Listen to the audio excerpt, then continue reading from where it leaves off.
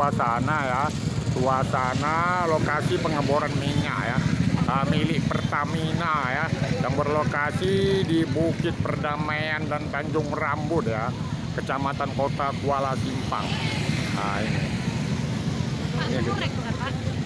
inilah dia, sumur minyak itu ya, yang terbakar. Nah seperti ini kejadiannya di sana ya, sangat berbahaya ini.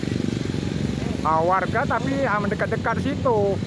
Nanti kalau meledak ini kan ya bagaimana gitu. Seharusnya kan ini harus ada lah aparat keamanan ya, untuk berjaga-jaga di lokasi ini, jangan sampai masyarakat bisa merapat ya ke lokasi tersebut.